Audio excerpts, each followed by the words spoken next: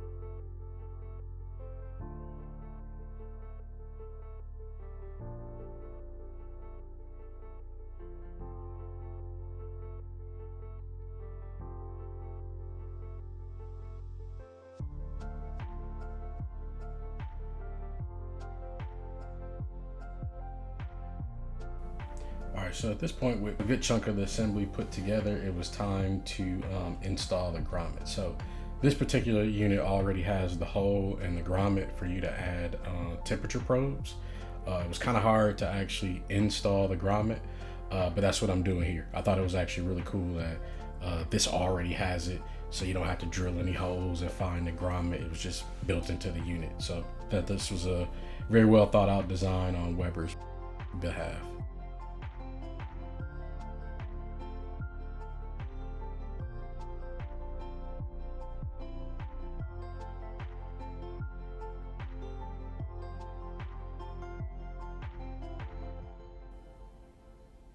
All right, so at this point, kind of putting everything together, and this is when I kind of really started getting a little bit suspicious that things were actually assembled correctly. So I'm putting the water pan here. It actually doesn't sit here, but I was just kind of moving some things around and just trying to figure out overall placement.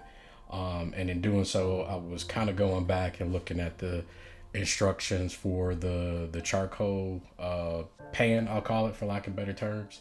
And that's when I started to really realize that I had not installed it correctly. So here, what I did is kind of did a final fitment test just to kind of make sure I knew where everything else was going.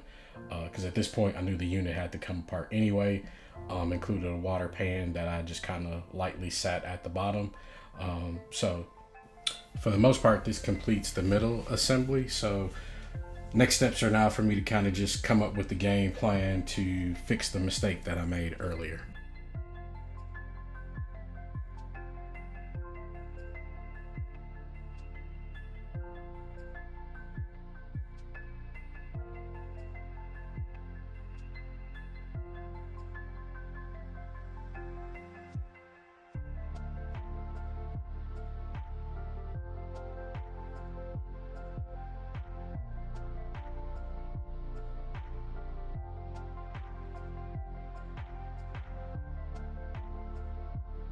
All right, so time to remove that charcoal pan that I talked about earlier. Flip this lower base unit over. Pretty much I did a little bit of a dry fitment test just to see if there was any kind of way that I could maybe loosen things up and kind of cheat the pan back into place. As you can see here in the very early stages here, that wasn't possible. So I knew really what I had to do was just either take the legs completely apart or at least loosen everything up to the point that I could sneak the pan back in and tighten everything up. And that's pretty much exactly what I did. There's a couple legs, bolts here that I ended up having to go back, completely remove, loosen things up to the point that I could realign the pan with the pegs that are in the little slots here. You can see I grabbed one just there. And afterwards, button this one right back up and everything was good to go.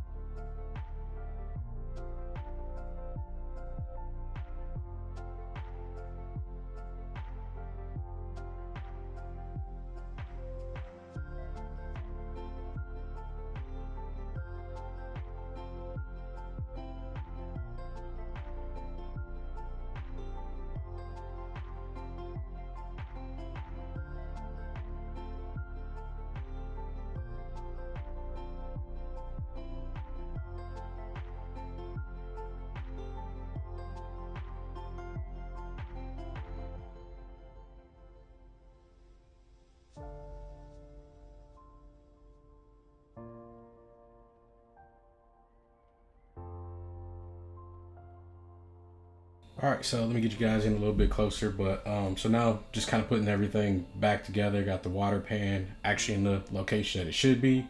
Added the two upper cooking grates. Added the top to it. And at this point, the smoker is actually pretty much 100% assembled. Should be good to go. Ready to start smoking at this point.